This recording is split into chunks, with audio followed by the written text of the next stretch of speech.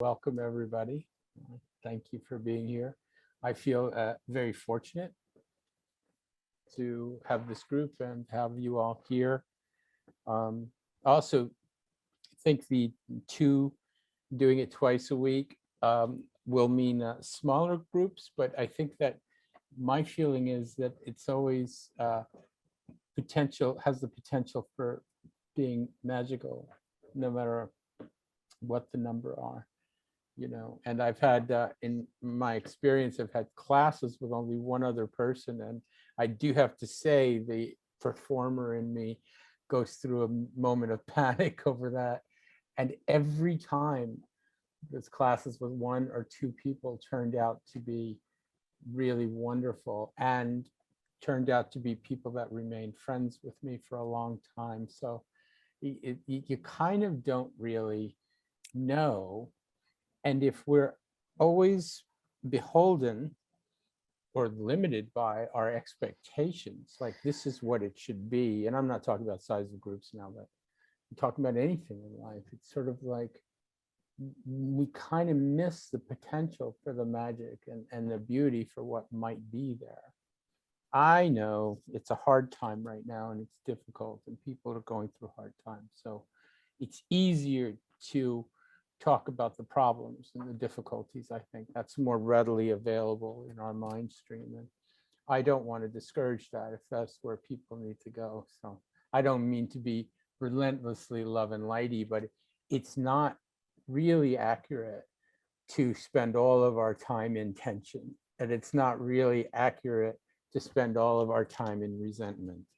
And it's not really accurate to spend all of our time angry and in combat over every aspect of our life. It's natural to also have breaks in that, to experience the beauty of the life and the springtime around us and the potential of the world around us. So that's kind of a good thing. One of the things that I've noticed is that as I mentioned at the beginning, our inner feeling, our inner world so influences how we see the world around us. And we sometimes don't regard that. That means we're not being mindful. And most people really aren't. It's an unregarded way of thinking, or the unexamined life, so to speak. We just follow along with the next thing. That's exactly what we're trying to forestall and maybe transform here with a path of meditation, which is a path of wisdom, of developing perhaps more and more understanding of ourselves. One thing that thwarts understanding is when we immediately just blame things outside of ourselves. Somebody did this, and they're that because of that. And then that gets stuck in our head, and that becomes a story, and that story is a reference point. And a reference point may be accurate on some level, but it isn't accurate on the level of import that we put it in terms of the enormity of the potential of our experience. We get stuck on one thing that somebody said, or one thing we have coming up in our life, or one problem we have in our world. And that depletes us and it exhausts us and it creates stress, tension. A couple of weeks ago, one of the members, Charlie, you remember, talked about how he could reduce stress and tension with certain work tasks. And one of the things that I've recommended, and this is something I recommend that we all look at, is what are the places that we are putting our energy that are not necessarily helping us with the task at hand, right? What are all the things we're doing that are actually depleting our energy or invading our focus, or definitely creating more static, more problems, more difficulty, and less functionality in terms of what we really need to do in our world or our life in that moment, right? It's like, how often are we berating ourselves or beating ourselves up or arguing with somebody in our head rather than just addressing a problem that maybe is much simpler, more open than we think? Well, in general, I think that's true in our life, that whatever it is, good, bad, happy, sad, that we tend to make everything so important psychologically to us that we create this stress that doesn't need to be there. So some situations are inherently stressful, and maybe that's a good thing. It's stressful to get a better job. It's stressful to go outside with your mask on. It's stressful to kind of wake up and live your life, right? And live our lives. That's all stressful, but we could actually create environments where we support ourselves so that stress becomes beneficial. It becomes helpful. It allows us to sharpen our game rather than depleting and exhausting.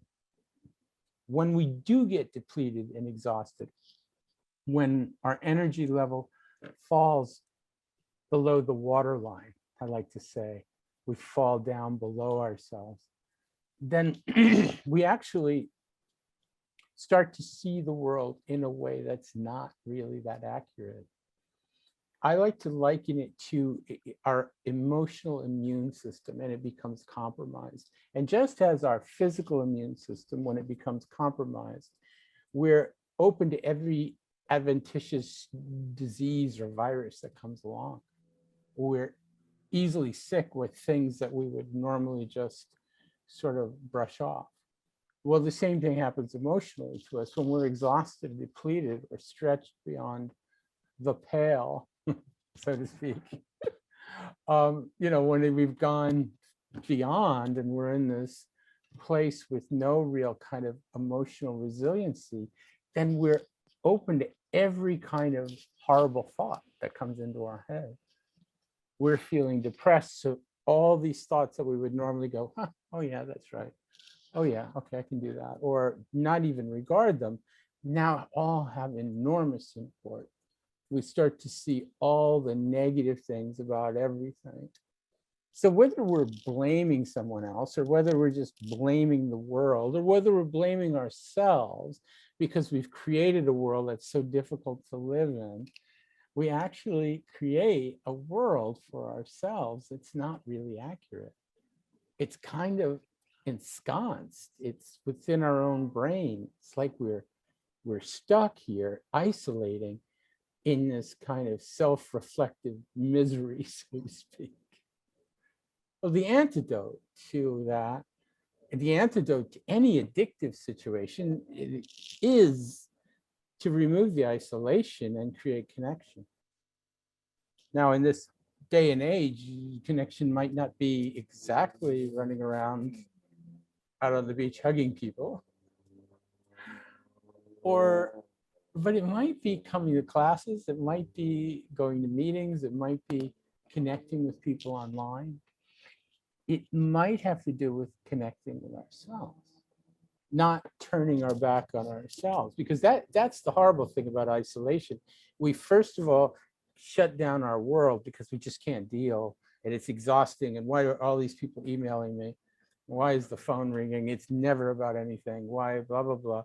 And we shut down all of that. And then what happens is we start shutting down us. It's not like we cut all that out so that we could really be kind to ourselves and really treat ourselves well. It's like we shut things down and progressively shut down until we've kind of limited our access to recovery, so to speak, or joy, or openness, or relaxation.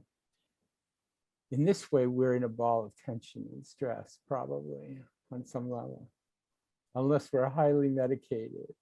And then it's not really a sustainable option, right?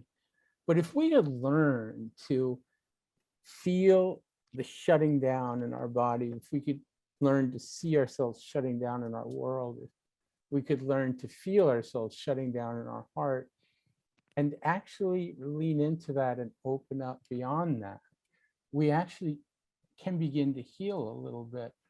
And that healing reduces the stress that is debilitating. Doesn't get rid of the stress in life that we have to deal with, but it gets rid of all the ancillary noise that makes it all so depleting, difficult. And when we become depleted, and the world is so difficult, everything looks badly, and we don't see a way out. So it becomes a vicious circle. We could reverse that vicious circle by lifting ourselves up, opening up, and trying to connect, if not to other people, to ourselves. Really begin to feel into ourselves, to do some meditation, connect to a higher power, connect in conversation to a greater sense of openness, possibility in your mind.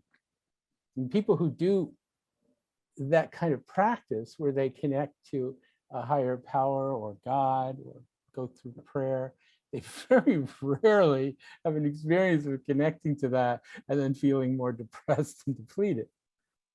Now, for me, I have to have some energy there to do that. You know, when I feel really crappy, it's not my go-to. It's just not. It's not the way I'm trained.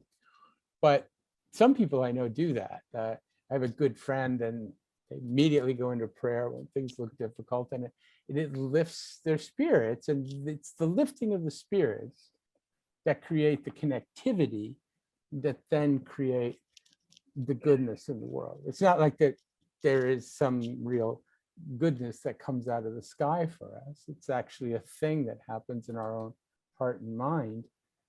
But once we put ourselves out there and say, yeah, I could call somebody, I could connect to something, I could read some poetry, I could open my own heart, or I could sit in silence and wait for the inspiration to come. And that's an amazing practice. It really is a really amazing practice. So there are any number of ways that when we get past the depletion of that energy level and start to get above the waterline, I like to see that we begin to see the world clearly and we can connect to it. So something to think about. And there's a bit of reading, if you're ever interested. There's a book called Ruling Your World by Sakyong Nipam, and his chapter on wind horse. And wind horse is a translation of a Tibetan term called lungta, which lung is wind, ta is horse. And so it's the horse that rides the wind, and it's their expression or explanation of chi, or our life force energy. And when that wind horse is high, everything seems possible. It's like we are in love with the world. Our heart is able to be open. And when that wind horse is blocked, it becomes depleted, and everything looks dangerous or threatening. And it is amazing that way. When we're in love, we love everything about the person we're in love with. And when we're out of love, even the slightest things become irritating. So the work is, I think, internally becoming aware of how we are and who we are, and how to navigate that energy, how to keep our wind horse up enough that we could see clearly in the world. So thank you so much for listening. I want to open the floor to anybody that would like to share. And as always, as a reminder, you don't have to, you're not limited to anything that we said here today. You're also welcome to ask questions, or to kind of break out a conversation around any of these things, or to speak completely free from your own heart without any interruption from anybody else. So whatever suits your purpose is the